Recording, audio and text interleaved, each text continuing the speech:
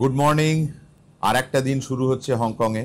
আজকে আকাশ একটু মেঘলা, বৃষ্টি হচ্ছে, তবে ওয়েদার রিপোর্ট বলছে পরের দিকে আকাশ পরিষ্কার হয়ে যাবে। তো যতক্ষণ আকাশ না পরিষ্কার হচ্ছে ততক্ষণ চলুন একটু খাওয়া দাওয়া করে নিই।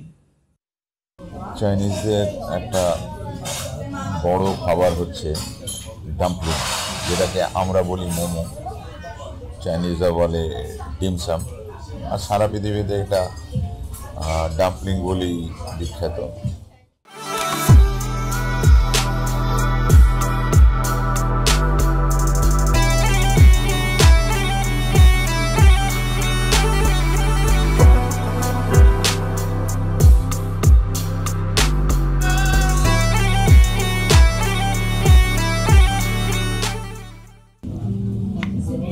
প্রথমে ভেজিটেবলটা দিয়ে স্টার্ট করছি।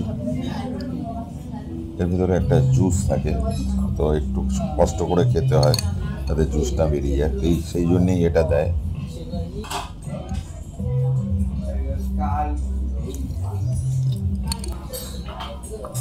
তারপরে একটু এটা প্রনটা ট্রাই করছি, একটা টক টক, একটা টক টক, একটা ঝাল ঝাল, আর একটা মিষ্টি হবেই। এটা অত ভালো না, খুব ফার্মেন্ট করা। এবার আমার ফেভারিট মিষ্টি। ডিমসামের সঙ্গে আর একটা ব্যাপার ভালো লাগলো, এই গ্রিন টি, ওরা চাইনিজ, জানি না গ্রিন না কি, এর কম্বিনেশনটা কিন্তু বিউটিফুল। এর সঙ্গে জল বা কোক কোনোটাই যাবে না।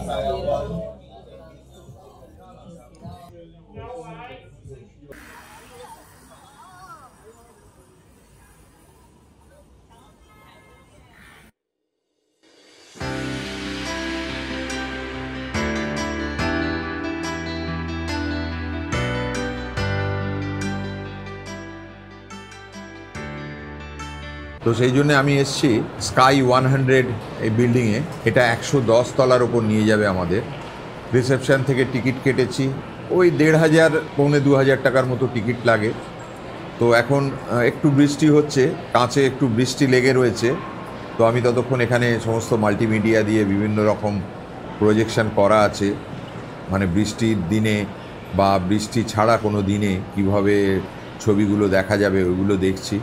তবে এরা আমাদের আশ্বস্ত করেছেন যে 10-15 মিনিটের ওয়েট করলেই আমরা বৃষ্টি কমে যাবে এবং আপনারা আবার কাছ থেকে আলো দেখতে পাবেন। তো কোনো অসুবিধে নেই, এখানে প্রত্যেকটা বিল্ডিংয়ের মার্ক করা রয়েছে কোন কাঁচের সামনে থেকে কোন বিল্ডিং দেখা যাবে। তো এবারে আমি বরঞ্চ আপনাদের আশেপাশের জায়গাগুলো দেখাই। হংকং যে স্কাই স্ক্র্যাপার সিটি, এটা কিন্তু উপলব্ধি করতে গেলে আপনাকে এই জায়গাটাতে আসতেই হবে।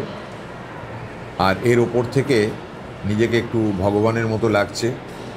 বেশ দূর থেকে দেখতে পাচ্ছি বড় বড় বিল্ডিংয়ের মাথাগুলো, তাদের ছাদগুলো দেখা যাচ্ছে, ভারী সুন্দর দেখতে লাগছে। আমরা যেটা নতুন ব্রিজ হয়েছে হংকং থেকে ম্যাকাও, সেটাও এখান থেকে দেখতে পাচ্ছি। এবং এই ম্যাকাও ব্রিজ খুব বিখ্যাত, এখন প্রচুর ডিস্টেন্স কমে গেছে, মাত্র 1.5 ঘন্টার মধ্যে পৌঁছে যাওয়া যাবে হংকং থেকে ম্যাকাও। পুরো জায়গাটা হংকং, তার রিভার, বে আমরা পুরো দেখতে পাচ্ছি এবং বেশ ভাল লাগছে ওপর থেকে দেখতে। কিন্তু বেশিক্ষণ তো আমার স্টে করা যাবে না, কারণ আমি এর পরের অ্যাট্রাকশানে চলে যেতে হবে আমাকে। তো আমি সেই জন্য আস্তে আস্তে এবার পরের অ্যাট্রাকশানের দিকে চলে যাচ্ছি। তবে আমি আপনাদের নিশ্চয়ই বলবো ইট ইজ ওয়ার্থ। এখানে গেলে অবশ্যই একটা স্কাই স্ক্র্যাপারে উঠবেন। চলুন এবার পরের অ্যাট্রাকশানে যাই।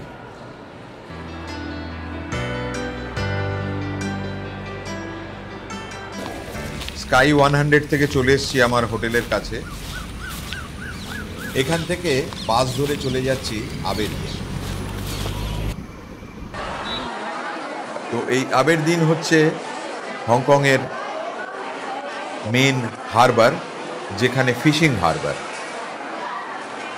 এটার আর একটা গুরুত্ব আছে, সেটা হলো ন্যাচারাল সেন্টার। একটা মন্দির সমুদ্রের মধ্যে, হাইফা টেম্পল। এই টেম্পলে সবাই আসেন, পুজো করেন। একটা বলতে পারেন যে একটা নৌকোর মধ্যে, একটা বড় চাপের মতো নৌকোর মধ্যে এই টেম্পল। আর এর মধ্যে একটা ছোটোখাটো মিউজিয়ামও করা আছে।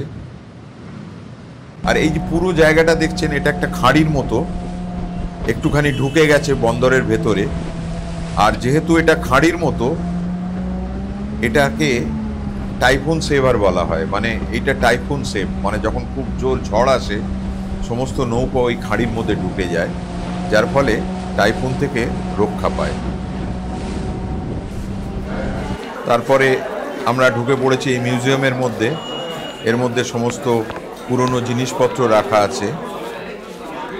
যদিও এটা ফিশারম্যান মিউজিয়াম, পুরনো দিনের সোফা, এইসব জায়গা দেখলেই নিজের দেশের কথা মনে পড়ে যায়।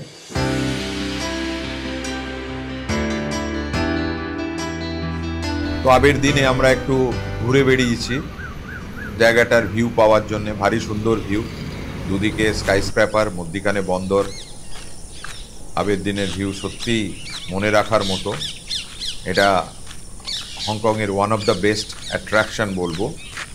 এর আগের বারে আমি এসেছিলাম যখন তারও আরও অ্যাট্রাকশন ছিল, সেটা হচ্ছে একটা রেস্টুরেন্ট ছিল যেটা একটা বোটের মধ্যিখানে। তো সেই রেস্টুরেন্ট এখন আর নেই। তো আমার লাস্ট স্টপেজ হচ্ছে ফিশ মার্কেট। ফিশ মার্কেটের ওপরেই রয়েছে সমস্ত রেস্টুরেন্ট। আপনি ফিশ মার্কেট থেকে ফিশ কিনে এদের দিয়ে দিলে এরা রান্না করে দেবে। বিভিন্ন ধরনের শামুক আর চিংড়ি, বিভিন্ন সি ফুড এখানে পাওয়া যাচ্ছে। আর যারা সমুদ্রের ধারে থাকেন তারা অনেক কিছু জিনিস খেতে জানেন।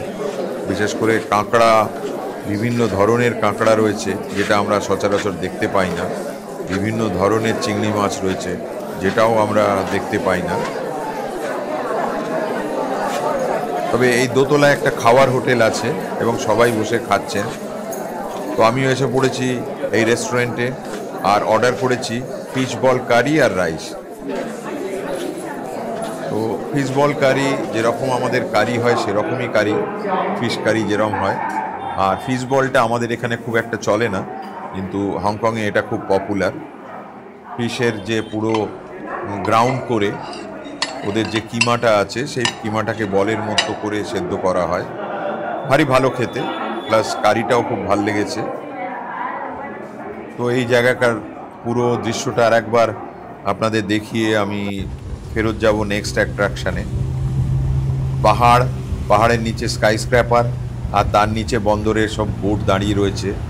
নিঃসন্দেহে প্রাকৃতিক সৌন্দর্যের দিক থেকে অনন্য সৌন্দর্য। তো এবার আমরা চলে যাব আমাদের নেক্সট অ্যাট্রাকশান ডিজনিল্যান্ডে। বাসে উঠে পড়েছি, ঘন্টাখানেকের রাস্তা এয়ারপোর্ট, আর এয়ারপোর্ট থেকে 7-8 মিনিটের রাস্তা ডিজনিল্যান্ড।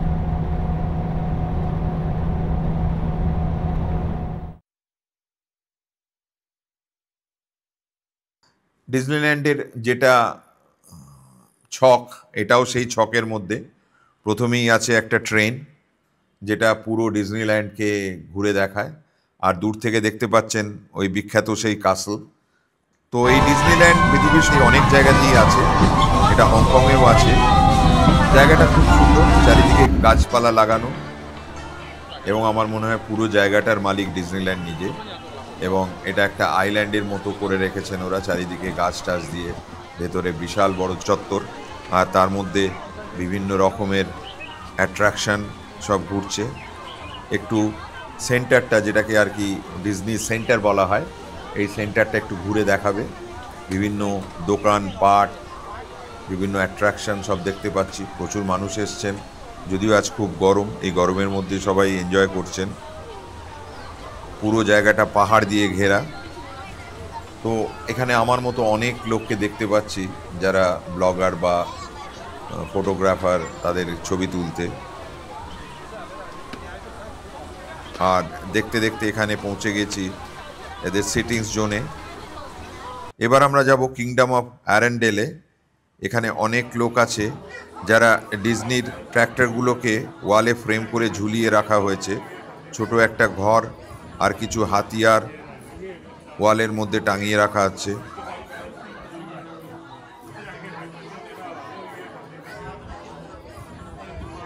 এখন আমরা একটা অ্যাট্রাকশানে এসেছি যার নাম ফ্রোজেন। এটা খুবই বিখ্যাত অ্যাট্রাকশান, আমার এর আগে চড়া হয়নি। এটা একটা বোটের মধ্যে চড়ে আমরা ঘুরবো একটা ফ্রোজেন আইল্যান্ডে, যেখানে মিকি মাউসের বিভিন্ন রকম ক্যারেক্টার আপনারা দেখতে পাচ্ছেন। এই ক্যারেক্টারগুলোকে বরফের মধ্যে রাখা হয়েছে। যেহেতু হংকং একটু গরম জায়গা, সেই জন্য প্রচুর ভিড় হয়েছে, সবাই ফ্রোজেনে যাচ্ছেন। একই সঙ্গে একটা অ্যাট্রাকশনও দেখা হবে আর একটু ঠান্ডাও পাওয়া যাবে।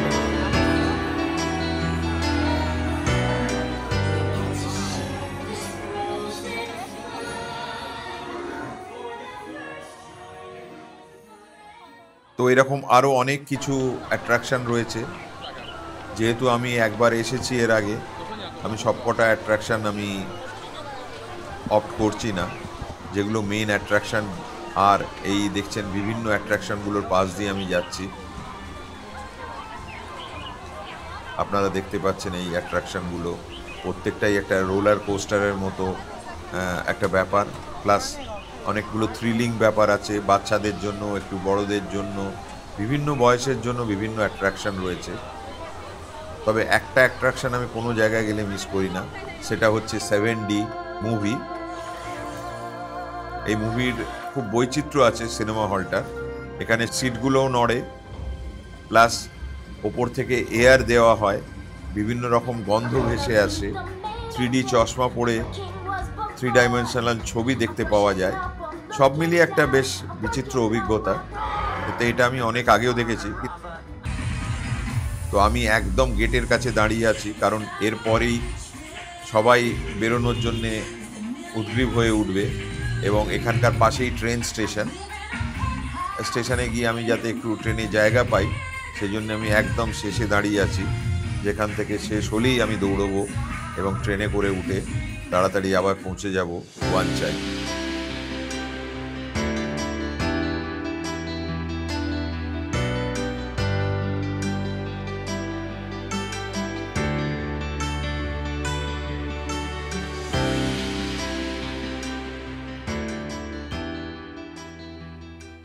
মেট্রো ধরে চলে এসেছি ওয়ানচাই স্টেশনে। বাইরে বেরিয়েই ওয়াটারফ্রন্ট প্রমেনেড, এটা গোল্ডেন বাউহিনিয়া স্কোয়ার। বাউহিনিয়া হংকংয়ের একটা ফুলের নাম, আর এই গোল্ডেন বাউহিনিয়া চায়না প্রেজেন্ট করেছিল হংকংকে 2000 সালে। এটাকে এখানেই বসানো আছে, পাশে স্টার ফেরি টার্মিনাল আছে, আর তারপরেই চলে গেছে চওড়া রাস্তা গ্লসেস্টার রোড। এখানে যেতে যেতে রাস্তায় পেলাম এই বেকারি। অনেকে লাইন দিয়ে দাঁড়িয়ে রয়েছেন, ভেতরে বেশ ভিড়। বেশিরভাগ লোকই খাচ্ছেন এগ টার্ট, এটা এখানকার জনপ্রিয় খাবার। আমিও বসে পড়েছি এই বেকারিতে এগ টার্টের স্বাদ নেওয়ার জন্যে। নরম তুলতুলে গরম এগ টার্ট খেয়ে আবার বেরিয়ে পড়েছি ওয়ানচাইয়ের রাস্তায়।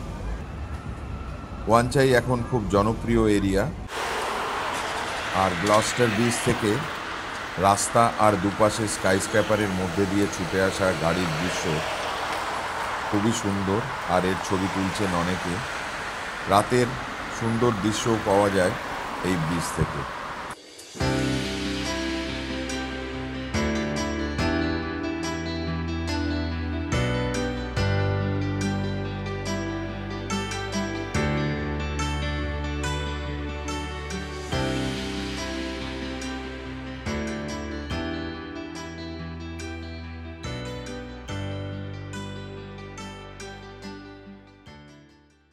এখানে আর একটা খুব জিনিস বিখ্যাত ওয়ানচাইতে, সেটা হলো ডিং ডিং ট্রাম।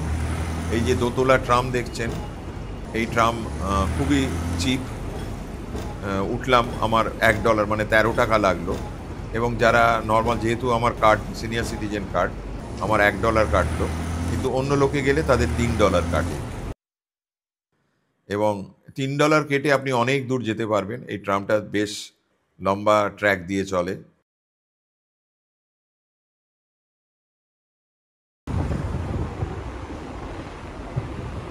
তবে আমি নেমে পড়েছি কজওয়ে বেতে, কারণ এই কজওয়ে বে হচ্ছে বিখ্যাত শপিং স্ট্রিট। ওয়ানচাই এন্টারটেনমেন্ট এরিয়ার জন্যে, নাইট লাইফ এরিয়ার জন্য খুব বিখ্যাত। এখানে প্রচুর শপিং মল রয়েছে, প্র্যাকটিক্যালি বিভিন্ন রকমের শপিং এক্সপিরিয়েন্স এখানে করতে পারবেন। বিভিন্ন মানের এবং বিভিন্ন দামের শপিং রয়েছে এবং খুব হাই ক্লাস শপিং মল এখানে দেখতে পাবেন। এখানে যে হোটেলগুলো আছে হোটেলগুলো খুব কস্টলি। আমরা যখন সিমসাসুয়ে থাকি ওখানে হোটেলগুলো অপেক্ষাকৃত কম দাম। আর এই শপিং স্ট্রিটের পাশাপাশি রয়েছে বিখ্যাত সমস্ত শপিং এরিয়া আর শপিং মল। আমি এখন দাঁড়িয়ে আছি সোহো মলের সামনে। এখানকার মলগুলোতে একই রকম সব। আমার মলের চেয়ে আমার স্ট্রিটটাই বেটার লাগে।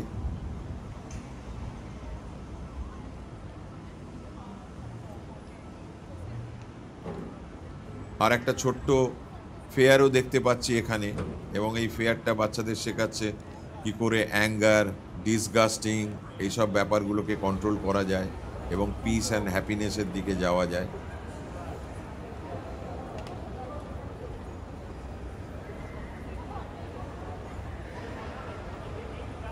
গত 3 দিন ধরে হংকংয়ের বিভিন্ন জায়গায় আমি ঘুরে বেরিয়েছি আর এর ভিডিও আপনাদের দেখিয়েছি।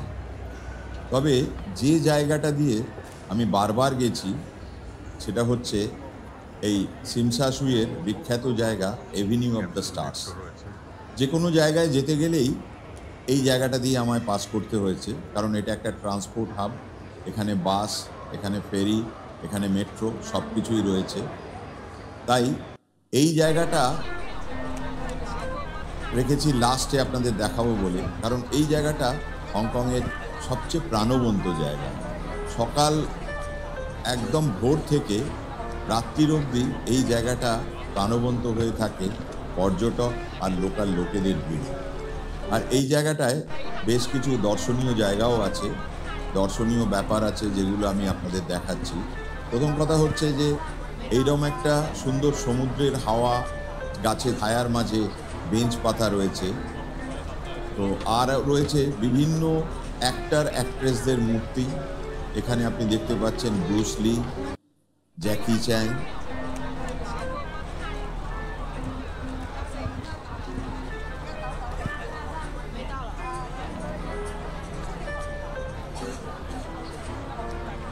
হলিউড এবং বলিউডের পর হংকং হচ্ছে তৃতীয় বিখ্যাত জায়গা যেখানে ফিল্ম প্রোডাকশন হয়। ফিল্ম প্রোডাকশনের দিক থেকে হংকংয়ের একটা বিরাট ভূমিকা রয়েছে। আর তাই এই এভিনিউ অফ দ্য স্টার্সে মানুষ আসেন একটু ফিল্মি হাওয়া পাওয়ার জন্য। আর এর মধ্যিখান দিয়ে গেছে একটা ক্লক টাওয়ার। এই ক্লক টাওয়ারের দুদিক থেকেই আপনি দেখতে পাচ্ছেন সিমসাসুই, একদিকে স্টার ফেরি এবং একদিকে পুরো এভিনিউ অফ স্টার্স।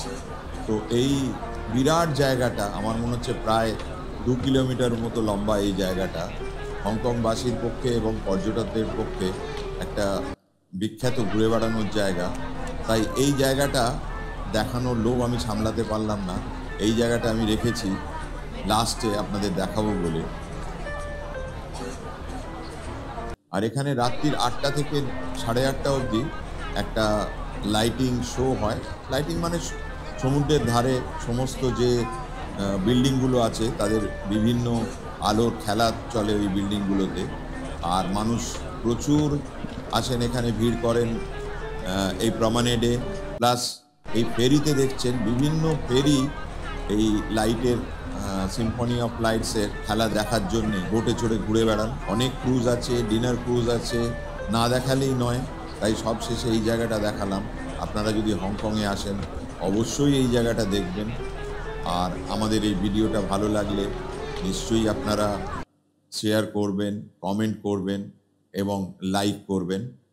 আর যদি সাবস্ক্রাইব না করে থাকেন তাহলে অবশ্যই সাবস্ক্রাইব করবেন।